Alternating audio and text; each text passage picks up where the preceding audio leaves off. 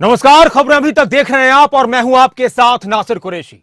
इस वक्त की बड़ी खबर यही है कि हरियाणा में बीजेपी ने एक बड़ा फैसला लिया है। चुनाव से पहले प्रदेश अध्यक्ष को बीजेपी की तरफ से बदला गया है। ओम प्रकाश धनखड़ को हटाकर अब नायब सैनी को बीजेपी ने अपना प्रदेश अध्यक्ष हरियाणा में बनाया है और एक बड़ा फैसला, और इस फैसले को लेकर, इस तब्दीली को लेकर, इस परिवर्तन को लेकर लगातार पूरे हरियाणा में चर्चा चल रही है और इसकी गूंज देश की सियासत में भी है। ओपी धनखड़ सुबह प्रेस कॉन्फ्रेंस के दौरान कह रहे थे कि परिवर्तन होता रहता है और इसी परिवर्तन के बीच यह बड़ा परिवर्तन हुआ है। आने वाले वक्त में हरियाणा में इसके क्या इंपैक्ट पड़ेंगे, किस तरह के असरात होंगे, बीजेपी को कितना फायदेमंद यह फैसला होगा, दूसरी पार्टियों को का इस पर क्या कुछ कहना है, बीजेपी के नेताओं का क्या कुछ कहना है और इसके मायने क्या है, इन तमाम पहलुओं पर बात करेंगे। तो एक बड़ी खबर,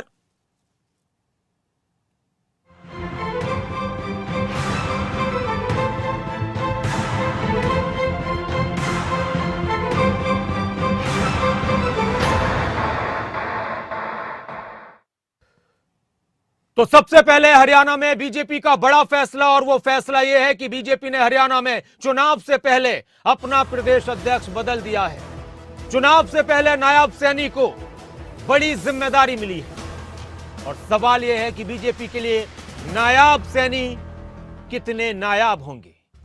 हरियाणा बीजेपी के अध्यक्ष बने हैं नायब सैनी, और जो बीजेपी के अध्यक्ष थे ओपी धनखड़, उनको अब राष्ट्रीय राजनीति में भेजा गया, राष्ट्रीय सचिव बनाया गया है। तो एक बड़ी खबर, एक अहम खबर, और इस खबर के मायने क्या है, इसको लेकर किस तरह की प्रतिक्रियाएं सामने आ रही हैं। और एक सवाल ये कि नायब सैनी का चुनाव क्यों किया गया। कुरुक्षेत्र से सांसद है नायब सैनी और उन पर यह भरोसा कितना महत्वपूर्ण है। बीजेपी के राष्ट्रीय अध्यक्ष जेपी नड्डा ने यह जिम्मेदारी नायब सैनी को दी है। ओपी धनखड़ ने सुबह ही प्रेस कॉन्फ्रेंस की थी और उस दौरान इस तरह का इशारा मिल रहा था और मिल गया था कि शायद हरियाणा बीजेपी की सियासत में, राजनीति में कुछ बड़ा हो सकता है, फैसला हो सकता है। और शाम होते होते यह तय हो चुका कि नायब सैनी को एक बड़ी जिम्मेदारी दी गई है। आने वाले वक्त में लोकसभा का चुनाव भी है, उसके बाद हरियाणा में विधानसभा का चुनाव भी है। नायब सैनी कुरुक्षेत्र से सांसद भी हैं, सीएम के करीबी माने जाते हैं और अभी कुछ दिन पहले प्रधानमंत्री नरेंद्र मोदी से मुख्यमंत्री मनोहर लाल ने मुलाकात की थी और उस मुलाकात को भी इस बदलाव से जोड़कर देखा जा रहा है।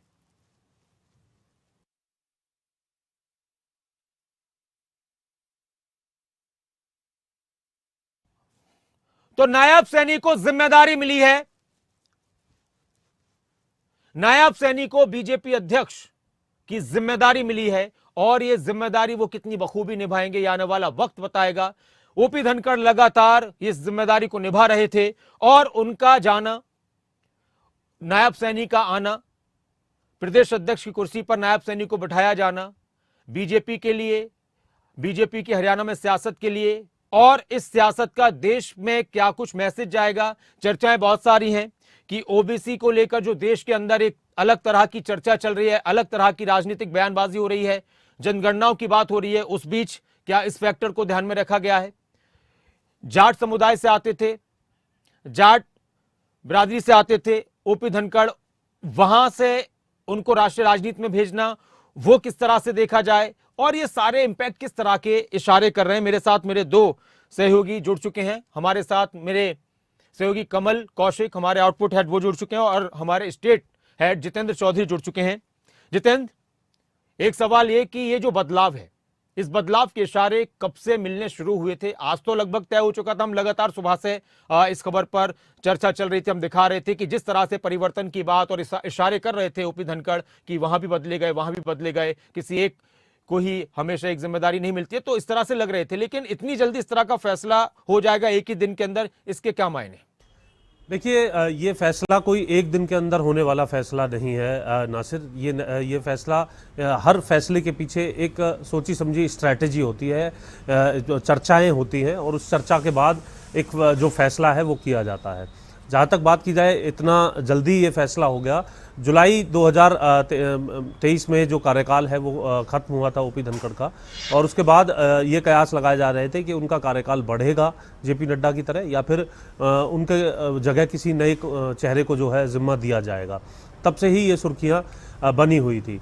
नायब सैनी का नाम भी कोई एकाएक नहीं आया है और 2023 में ही नहीं आया है, बल्कि इससे पहले जब ओम प्रकाश धनखड़ को ये जिम्मेदारी दी गई थी उस वक्त भी नायब सैनी का नाम जो है वो हरियाणा की तरफ से, सरकार की तरफ से, मुख्यमंत्री की तरफ से इस जो है केंद्रीय नेतृत्व के समक्ष जो है वो लिया गया था। लेकिन ओम प्रकाश धनखड़ को जो है प्रदेश अध्यक्ष का जिम्मा दिया गया था, और उस वक्त नायब सैनी को ओबीसी मोर्चा के अंदर जो है वो केंद्र के अंदर नियुक्ति दी गई थी उपाध्यक्ष के तौर पर। उन्हें राष्ट्रीय उपाध्यक्ष जो है ओबीसी मोर्चा के अंदर बनाया गया था। एक बड़ी जिम्मेदारी दी गई थी उस वक्त भी, और इससे पहले भी अगर हम बात करें, क्योंकि इससे पहली मनोहर सरकार 1 में अगर हम जाते हैं तो उस वक्त भी मंत्री के तौर पर नायब सैनी की जो भूमिका थी या फिर नायब सैनी की जो पहचान थी वो मुख्यमंत्री के विश्वास पात्र जो नेता हैं उनके अंदर हुआ करती थी, और कैबिनेट से लेकर के किचन कैबिनेट तक नायब सैनी जो है वो मुख्यमंत्री मनोहर लाल के साथ रहे हैं।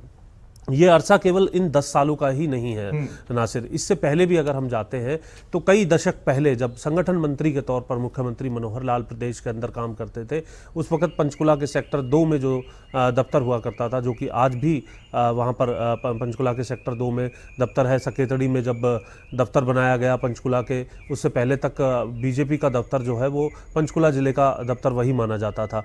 वहाँ भी नायब सैनी जो है उनके साथ रहा करते थे। उनकी गाड़ी ड्राइव करने से लेकर के किचन कैबिनेट की जो मैंने बात की, किचन तक की जो तमाम चीज़ें थी, उन तमाम विषयों को संभालने का काम भी नायब सैनी बखूबी तौर से करते थे। दशकों का ये विश्वास है, दशकों का ये साथ है, जिसके बाद मुख्यमंत्री मनोहर लाल की तरफ से अभी पिछले सप्ताह में नासिर, पिछले सप्ताह में प्रधानमंत्री से मुलाकात मैं बस इसी में, आपने जो विश्वास की बात कही है, और पॉलिटिक्स में विश्वास बहुत मायने रखता है।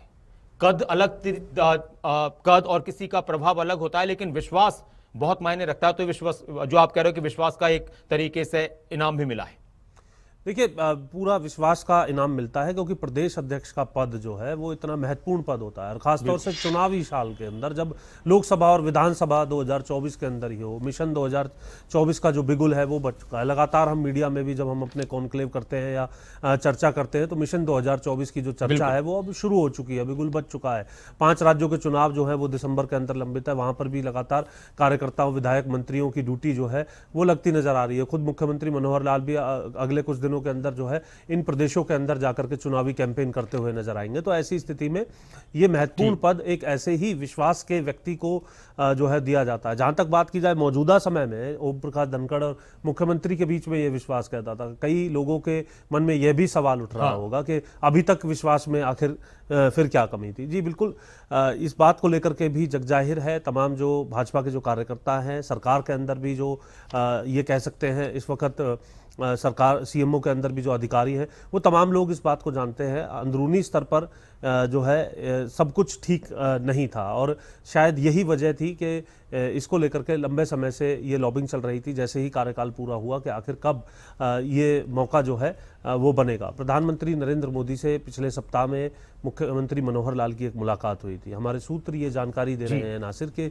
संगठनात्मक विषय पर एक गहन चर्चा मुख्यमंत्री की तरफ से की गई है, जिस पर एक बार फिर पीएम मोदी की तरफ से पूरा भरोसा जताते हुए मुख्यमंत्री मनोहर लाल की इस बात को माना गया। ओबीसी कार्ड की बात जो है वो विपक्ष लगातार कर रहा है। जब महिला आरक्षण की बात आई तो उस वक्त भी विपक्ष का पूरा हल्ला देखने के लिए मिला। बिहार से लेकर के उत्तर प्रदेश की राजनीति में जो ओबीसी को लेकर के जो राजनीति है वो हम देख रहे हैं लगातार किस तरीके से चल रही है। ऐसी स्थिति में हरियाणा के अंदर भी इस कार्ड को खेलने को लेकर के या इस बात को रखने में मुख्यमंत्री मनोहर लाल प्रधानमंत्री के समक्ष कामयाब हुए, और आज उसी का नतीजा था कि केंद्रीय नेतृत्व की तरफ से एक चिट्ठी जारी की गई जिसमें नायब सैनी को ये जिम्मेदारी प्रदेश अध्यक्ष के तौर पर दी गई है, और दूसरी तरफ ओम प्रकाश धनखड़ को सचिव जो है वो केंद्रीय नेतृत्व में अपनी बॉडी में लेकर के बना दिया है। जी कमल, राजनीति में सत्ता सबसे ज्यादा मायने रखती है। कोई भी पार्टी हो, चाहे कोई पार्टी ये भी कहे कि हमारा मकसद सत्ता नहीं, जनता की सेवा करना है ईमानदारी से, वो सारी बातें हो सकती हैं कि कहने के लिए हों, लेकिन सत्ता मिलनी चाहिए, सत्ता के लिए कोशिश होती है। और कोई भी पार्टी अपने समीकरण जब भी बनाती है तो वो हर एक फैक्टर को नजर में रखती है, चाहे वो जातीय समीकरण हो, चाहे वो किसी की पसंद हो, किसी की नापसंद हो, बड़े लेवल पर कौन किसके साथ फिट बैठ रहा है, किसके साथ काम करने में किसको अच्छे से सहयोग मिल पाएगा या सहयोग नहीं मिल पाएगा, सारी चीजें होती हैं। ये जो बदलाव हुआ है हरियाणा बीजेपी में, एक बड़ा बदलाव है। प्रदेश अध्यक्ष संगठन का सबसे बड़ा पद होता है किसी प्रदेश में। तो इस बदलाव के आने वाली सियासत में हरियाणा में बीजेपी के लिहाज से क्या इंपैक्ट पड़ने वाले हैं, और दूसरी तरफ क्या सब कुछ जातीय समीकरणों के हिसाब से ही ये सब कुछ हुआ है, कुछ और भी बातें हो सकती हैं? और देखिए नासिर, आपने जातीय समीकरण की बात की, अभी जितेंद्र चौधरी भी बता रहे थे कि ओबीसी वोट बैंक कितना जरूरी है। देश में नहीं, हर राज्य में इसकी अलग अलग परिभाषा है। बीच में एक और मैं बात, और जो और भी कुछ दिन पहले भूपेंद्र सिंह हुड्डा का बयान जातियों को लेकर, तो ये सारी चीजें मद्देनजर रखी गई हों। हाँ नासिर, आपको ये भी याद है कि 2014 से लेकर 2019 और 2024 अब आने वाला है, हरियाणा में जाट नॉन जाट का जिक्र बीजेपी की सत्ता में आने के बाद ज्यादा होने लगा। ये बात कहने लगे बीजेपी के विरोधी भी और राजनीतिक पंडित भी, पॉलिटिकल एक्सपर्ट भी, कि जो ये नॉन जाट और जाट की बात होती है ये बीजेपी की सत्ता में आने के बाद हुई है, और इस पर कहीं ना कहीं सोशल इंजीनियरिंग बीजेपी ने की थी और जिसमें बीजेपी को कामयाबी हासिल हुई। आपने जातीय समीकरण की बात की और जितेंद्र मेरी बात से शायद सहमत भी हो कि देश में ओबीसी वोट बैंक की बात होती है, खुले तौर पर होती है, और जब हर पार्टी सोशल इंजीनियरिंग करती है तो इसका ख्याल रखा जाता है। पीएम मोदी को भी इस तरह से दिखाया जाता है कि देखिए ओबीसी से एक हमारा शख्स ऐसा आया जो देश का प्रधानमंत्री बना। और जब बात आती है जातीय समीकरण की किसी राज्य में और हरियाणा जैसे राज्य में, तो इसकी बात होती है, इसकी चर्चा होती है। आपने जिक्र किया भूपेंद्र हुड्डा ने जब ये बात कही कि हम ब्राह्मण समाज से भी एक डिप्टी सीएम बनाएंगे, अलग अलग वर्ग से, अलग अलग समाज से भी एक डिप्टी सीएम बनाने की फिर बात सामने आई, इतने डिप्टी सीएम बनाएंगे। आपने जिक्र किया इसलिए मैं इसको बता रहा हूं। यहां पर ये बात प्रदेश अध्यक्ष पद की आपने खुद कही कि किसी भी राज्य में, किसी भी पार्टी के संगठन में प्रदेश अध्यक्ष किसी राज्य का पार्टी का अध्यक्ष बड़ा पद है, और सीएम के बाद ये सोचिए कि पार्टी का संगठन अगर साथ में चलता है सरकार के, उसमें बैलेंस बनाने का एक बड़ा काम करता है तो प्रदेश अध्यक्ष और मुख्यमंत्री सरकार की तरफ से करता है। इसलिए इस पद की गरिमा और इसकी महत्व बहुत ज्यादा बड़ी है। और ये जातीय समीकरण को साधने के लिए किया गया है या नहीं, ये तो पॉलिटिकल एक्सपर्ट अपने अपने तौर पर बता रहे हैं, लेकिन बीजेपी हमेशा यही कहेगी कि ये तो एक सतत प्रक्रिया है। जैसे कि सहज प्रक्रिया का नाम दिया ओपी धनखड़ ने, उनको शायद पहले ही मालूम हो गया होगा। प्रेस कॉन्फ्रेंस के माध्यम से जब उनसे सवाल किया गया कि क्या बदलाव होने जा रहा है, तो उन्होंने खुद कहा। और एक तो जो डेजिग्नेशन का बात है, और जब एक पद दिया गया है नेशनल, जब सेक्रेटरी बनाया गया उनको केंद्रीय नेतृत्व की ओर से, तो उसका जिक्र प्रेस कॉन्फ्रेंस में कर चुके थे, हमने सुनाया भी था। जितेंद्र चौधरी प्रेस कॉन्फ्रेंस में मौजूद थे, उनको मालूम था कि शायद ऐसा हो सकता है या उनको जानकारी पहले ही मिल गई हो। तो यहां पर एक सहज प्रक्रिया तो उन्होंने बताया, लेकिन साथ ही जब मौका मिलता है और एक कार्यकाल किसी प्रदेश अध्यक्ष का खत्म होता है, उसके बाद अगर आप उस पर विचार करते हैं आने वाले वक्त के लिए, आने वाले इलेक्शन के लिए, तो उसमें आम चुनाव है, एक बड़ी परीक्षा, सबसे बड़ी परीक्षा वो आम चुनाव की है। 10 लोकसभा सीट आपके पास है, दोबारा उनको लेना, वो भी एंटी इनकम्बेंसी का आपको सामना करना है। उसके बाद विधानसभा का चुनाव भी आना है। तो ये नायब सिंह सैनी एक बड़ा एक्सपीरियंस तो रखते हैं पॉलिटिकल तरीके से, इनका स्वभाव भी है। अभी जानकारी दी जितेंद्र ने, ओबीसी मोर्चे के भी एक बड़ी जिम्मेदारी के तौर पर एक बड़े पद पर वो रहे हैं, और ओबीसी की हम बात कर रहे हैं, आपने भी इसी जातीय समीकरण का जिक्र किया है। तो ये चौतरफा जो बातें हो रही हैं कि नायब सिंह सैनी को क्यों और किन मायनों में इतना बड़ा पद दिया है राज्य में एक संगठन के तौर पर, तो ये सीधा सीधा जवाब यह है कि बैलेंस बनाकर, और जैसे कि अब सूत्रों के वाले से जितेंद्र बता रहे थे कि प्रधानमंत्री से मुलाकात सीएम की हुई है, और हो सकता है सीएम ने इस बात को आगे रखा हो कि इससे बढ़िया चेहरा हमारे पास नहीं हो सकता प्रदेश अध्यक्ष के तौर पर। तो हो सकता है कि प्रधानमंत्री ने भी हामी भरी हो, सहमति बनी हो, क्योंकि अलग अलग विषयों पर चर्चा तो होती है, हो सकता है इस पर भी हुई हो। बिल्कुल। और कमल, जिस बयान का आप जिक्र कर रहे थे, जो हम लगातार दिखा रहे थे और हमने सबसे पहले दिखाया भी था अपने दर्शकों को कि इस तरह की बात निकल कर आई है, तो शायद कुछ ना कुछ ऐसा होने वाला है और हो रहा है, और जल्दी उसकी खबर मिल जाएगी। तो जो बयान था, ओपी धनखड़ ने क्या कुछ कहा था जब इस तरह के सवाल उनके सामने आए कि प्रदेश अध्यक्ष बदले जाने की चर्चा है, तो उनका वो बयान सुनते हैं। देखिए, कभी भी बदल सकते हैं। पंजाब के बदल गए, चंडीगढ़ के बदल गए, थोड़े दिन पहले हिमाचल के बदल गए, राजस्थान के बदल गए। यहाँ परिवर्तन एक सहज प्रक्रिया है। यहाँ परिवर्तन कोई ऐसा विषय नहीं है कि यहाँ कोई ये कहे कि मैं ही हूँ और मैं ही रहूँगा। ये परिवर्तन एक सहज स्वाभाविक यहाँ प्रक्रिया है। यहाँ बदल कभी भी हो सकती है। किसी का यहाँ क्या कहते हैं वो हरियाणवी में कहना हो तो ठेका नहीं है। मेरे ही दायित्व खुद के कितनी बार बदले हैं। कभी मैं किसान मोर्चा अध्यक्ष हूँ, कभी पार्टी का नेशनल सेक्रेटरी हूँ, कभी प्रदेश अध्यक्ष हूँ, कभी हिमाचल से प्रभारी हूँ। तो दायित्व परिवर्तन बीजेपी में एक सहज प्रक्रिया है और उस नाते से ये एक क्या कहते हैं बैनेट पकड़ाने का काम ये कभी भी किसी का भी हो सकता है। ऊपर भी मैंने भी राष्ट्रीय अध्यक्षों अनेक राष्ट्रीय अध्यक्षों के साथ काम किया है। ये एक सहज स्वाभाविक प्रक्रिया है। अब हम इस पर एक सवाल मेरा और है जितेंद्र आपसे। ये बयान हमने सुन लिया, उन्होंने कहा वो साफ साफ इशारा था कि सतत प्रक्रिया है, वरना ऐसे सवालों पर जब भी इस तरह के सवाल पूछे जाते हैं किसी के पास, जब कोई बड़ा पद होता है तो वो कहता है कि सब बेकार की बातें, अफवाह हैं, कोई फर्क नहीं पड़ता, ये बातें चलती रहती हैं राजनीति में, इस तरह से नेता कह देते हैं। लेकिन साफ गोई से या इशारों में मुस्कुरा कर कह गए ओपी धनखड़ की सतत प्रक्रिया है, बदले गए। फिर उन्होंने मिसाल दी कि भाई वहां भी तो बदले गए, वहां भी बदले गए।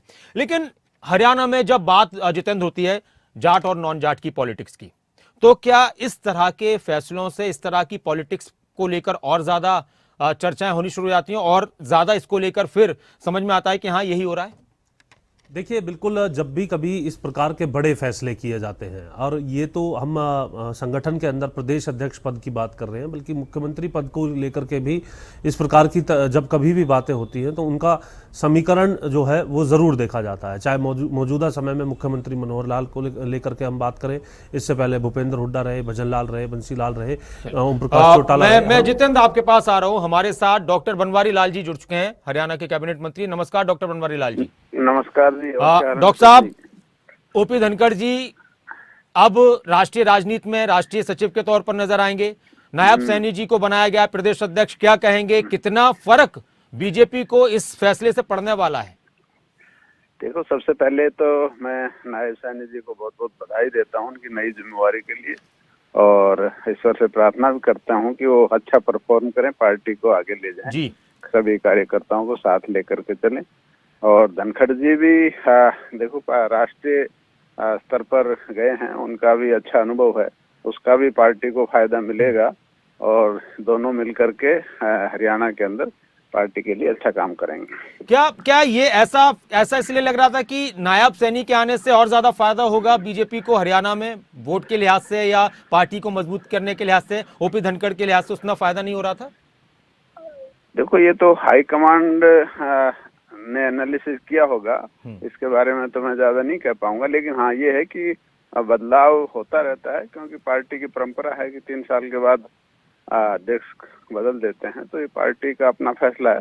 लेकिन नायब सैनी जी भी, उनको भी अनुभव है संगठन का, अच्छा काम करेंगे और पार्टी को निश्चित तौर पर लाभ मिलेगा। चलिए, बहुत शुक्रिया आप हमारे साथ जुड़े डॉक्टर बनवारी लाल जी। और जितेंद्र भी मेरे साथ, मेरे सहयोगी जुड़े हुए, हम बात कर रहे थे जितेंद्र, उस पर बात बीच में रह गई थी। और फिर एक जो बात अभी डॉक्टर बनवारी लाल कहकर गए हैं कि पार्टी की परंपराएं 3 साल में, तो इस तरह की परंपराएं टूटती भी रही हैं।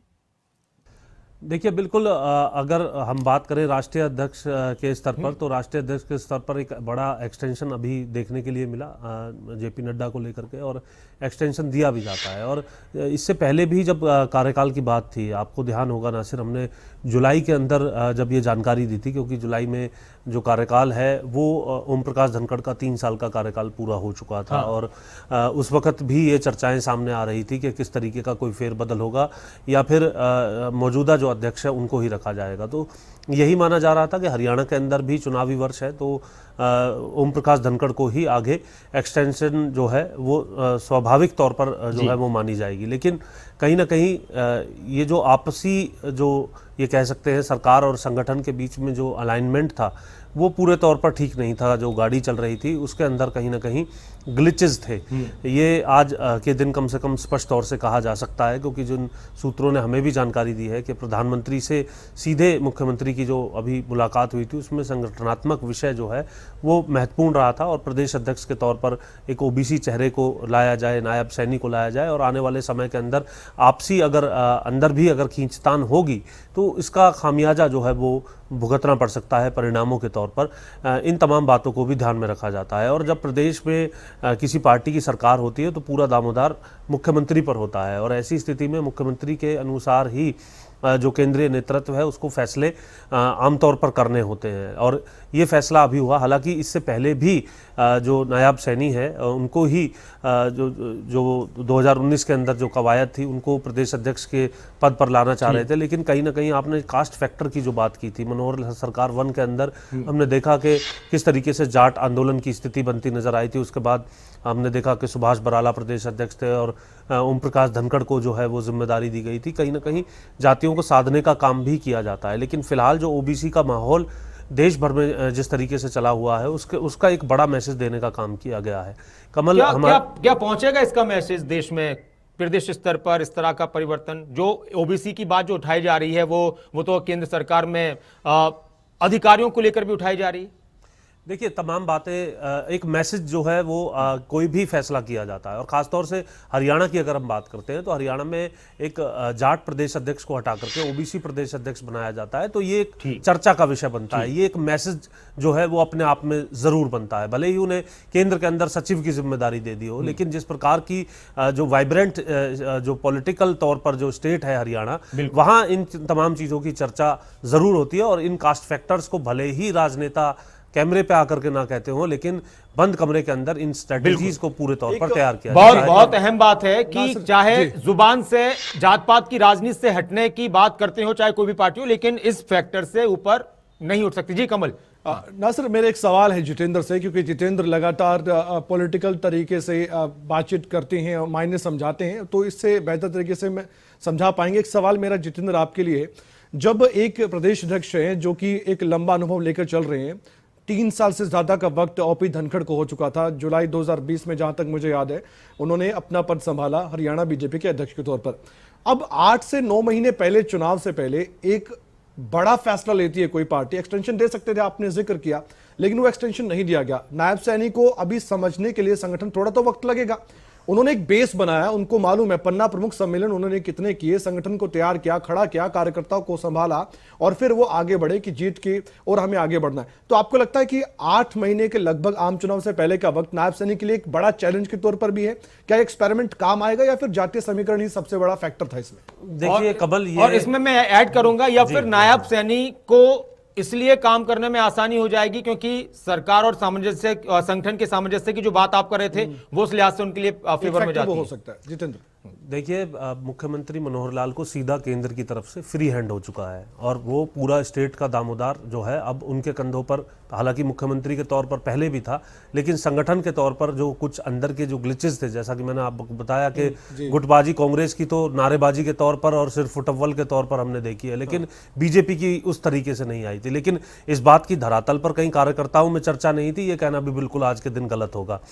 इस प्रकार की चर्चा जरूर थी, और अब मुख्यमंत्री मनोहर लाल ही जो चुनाव की जो गाड़ी है उसे सीधे तौर पर खींचते हुए नजर आएंगे। जहां तक आपने कार्यकर्ताओं सैनी की समझने के लिए सब कुछ चीजों, ये पूरा फ्री हैंड है कमल, क्योंकि इसके अंदर मदद की बात या फिर संगठन की जो बात आपने कही है, मुख्यमंत्री खुद जनसंवाद के जरिए गांव में जा रहे हैं, लोगों के बीच में जा रहे हैं, वहां उनके जो कार्यकर्ता हैं, जो स्थानीय नेता हैं, विधायक हैं, मंत्री हैं, वो उनके साथ मौजूद होते हैं और वहां जाकर के लोगों के साथ वो संवाद करते हैं। तो मुख्यमंत्री को भी पूरे प्रदेश की जो नब्ज है वो लगातार टटोलने का काम कर रहे हैं, उन लोगों के बीच में जा रहे हैं। तो उन्हें पता है कि अब जिलाध्यक्ष अगर कहीं पर किसी तरीके से कोई जो बॉडी पहले से बनाई गई थी उसके अंदर कोई परिवर्तन की आवश्यकता पड़ती है, या मौजूदा जो लोग हैं वो बेहतर काम कर रहे हैं, मुख्यमंत्री के विश्वास के साथ काम कर रहे हैं, आने वाले समय के अंदर किस तरीके की तब्दीली जो है वो की जरूरत पड़ेगी, उन तमाम बातों को मुख्यमंत्री अपने स्तर पर देख करके और प्रदेश अध्यक्ष के तौर पर नायब सैनी जो हैं उनके साथ बैठ करके इस विषय को जल्द से जल्द निपटा लेंगे। और ऐसा भी हो सकता है, समय कम तो नहीं है नायब सैनी के पास, आम चुनाव नजदीक है, अगर पार्टी परीक्षा बड़ी है, पार्टी कांग्रेस जैसी होती तो शायद समय कम होता, लेकिन जब भारतीय जनता पार्टी में जिस तरीके का कार्य करने का जो तरीका है उसके मुताबिक जो है इसको समय को कम नहीं कहा जा सकता। आने वाले समय के अंदर ही जल्द इस विषय को लेकर के भी तमाम जो तब्दीलियां होनी है या नहीं होनी है, उनकी भी पूरी जानकारी जो है वो परस्पर मिलती नजर आएगी। नायब सैनी से भी लगातार खबरें अभी तक संपर्क करने की कोशिश कर रहा है, लेकिन उनसे कोई बातचीत इस विषय पर नहीं हो पा रही है कि किस तरीके की जो है, क्योंकि अब बधाइयों का दौर शुरू हो चुका है कमल, तो व्यस्त तो होंगे ही, और लोग बधाई दे भी क्यों ना, कार्यकर्ता जो तमाम जो कार्यकर्ता है, क्योंकि एक बड़ा संगठन ओम प्रकाश धनखड़ की तरफ से बनाया गया था, ऐसी स्थिति में उस बड़े संगठन के भी जो कार्यकर्ता हैं, उन कार्यकर्ताओं की जो अभी तक एडजस्टमेंट हो रखी थी, वो भी एक बड़ा विषय है। हालांकि जो बूथ स्तर के जो छोटे कार्यकर्ता हैं, उनकी जो उम्मीदें हैं वो इतनी अधिक नहीं होती हैं, लेकिन जो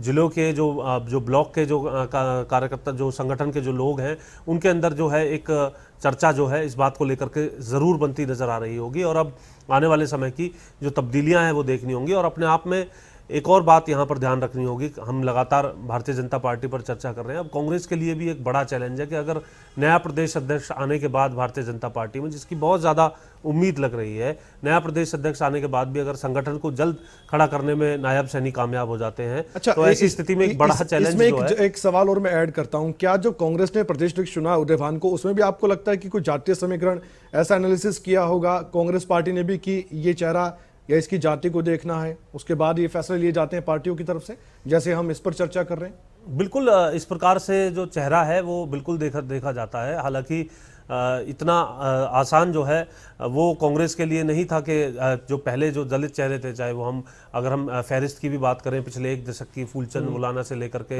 अशोक तंवर की बात करते हैं, कुमारी शैलजा की बात करते हैं, मौजूदा उदय भान की बात करते हैं, तो ऐसी स्थिति में ऐसी समाज से अलग हट करके कोई प्रदेश अध्यक्ष कांग्रेस बना दे, उसके लिए इतना आसान काम इसमें कमल जो कांग्रेस के लिहाज से जो आप बात कर रहे थे, इसमें कोई शक नहीं है कमल, जब मंत्रिमंडल का विस्तार होता है तो जातीय फैक्टर देखे जाते हैं, जब किसी को टिकट दिया जाता है तो उसमें भी ज्यादातर इस तरह के फैक्टर देखे जाते हैं, प्रदेश अध्यक्ष की बात हो, किसी राज्य में सीएम की बात हो, ये बहुत मायने रखता है। कांग्रेस का जो आपने जिक्र किया तो वहां पर भी ये फैक्टर तो था कि कांग्रेस में जाट नेताओं का अपना बोलबाला है, तो एक एससी समुदाय से भी एक इस तरह का चेहरा मिल जाए। और दूसरी बात पसंद, जो एक बात यहां पर आ रही थी कि सीएम के साथ काम करने में ज्यादा आसानी के साथ कौन सा बेहतर सामंजस्य बन पाएगा जो चुनाव में मजबूती दे, भूपेंद्र सिंह हुड्डा जी के साथ कौन ऐसा है जो काम कर पाएगा आसानी, क्योंकि अब कुमारी शैलजा एक अलग रास्ते पर थी, भूपेंद्र सिंह हुड्डा अलग रास्ते पर थे, तो भाई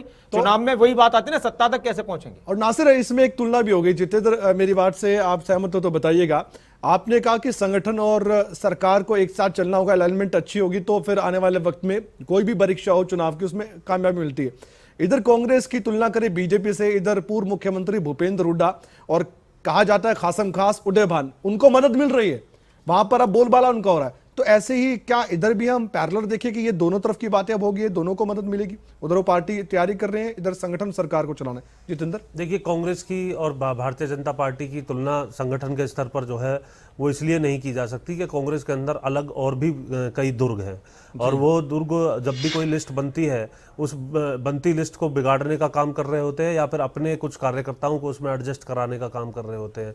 ऐसा भारतीय जनता पार्टी के अंदर कम से कम नहीं है। मौजूदा जो प्रदेश अध्यक्ष ये कह सकते हैं कि आज तक जो रहे थे इस लिस्ट के आने से पहले, ओम प्रकाश धनखड़, वो खुल करके ऐसी कोई बगावत नहीं करेंगे कि वो किसी लिस्ट को या किसी कार्यकर्ता को अभी भी संगठन के अंदर जो है रखने का काम करें, या इनसे पहले भी कोई प्रदेश अध्यक्ष। हालांकि मजबूती तो मिलती होगी, प्रदेश अध्यक्ष आपके पसंद का है, आप विधायक दल के नेता है विपक्ष में, आप विधायक दल के नेता सत्ता पक्ष में, जितेंद्र। ठीक है, देखिए, बिल्कुल, अगर हम बात करें मौजूदा समय में जो स्थिति भारतीय जनता पार्टी की है, उससे इतर कांग्रेस की अगर हम बात करते हैं तो कांग्रेस के अंदर अलग अलग समीकरण है, क्योंकि वहां कई मुख्यमंत्री हैं और बीजेपी के अंदर एक ही मुख्यमंत्री है और एक ही प्रदेश अध्यक्ष है, इसलिए इतना ज्यादा सिर्फ टव्वल नहीं होता, और इसीलिए बिल्कुल जो डिसिप्लिन के अंदर तमाम चीजें, और वो हमने देख भी लिया कि जब कांग्रेस के प्रदेश अध्यक्ष बदले गए तो किस तरह की बात थी, और यहां पर बीजेपी के प्रदेश अध्यक्ष बदले गए, तो प्रक्रिया पहले से चल रही होती, बधाई मिल रही है कहीं जी, ठीक है, बधाइयां, सारी चीजें, तो इसका संगठन को लेकर काफी कुछ ये चीजें इशारे मिल जाते हैं और बातें निकलकर सामने आ जाती हैं। बहुत बहुत शुक्रिया जितेंद्र आपका और कमल आपका इस पूरी चर्चा में जुड़ने के लिए। अब सवाल यही है कि कितने नायाब होंगे सैनी बीजेपी के लिए, और आने वाला वक्त हरियाणा में चुनाव का माहौल और कितना गर्माएगा, इस तरह के फैसले किस तरह से जनता को अपनी तरफ आकर्षित करते हैं और किस तरह से जनता को अपनी तरफ से हटा देते हैं। बहुत सारी चीजें होती हैं। आप बने रहें खबरों अभी तक के साथ, खबरों का सिलसिला लगातार जारी है। नमस्कार।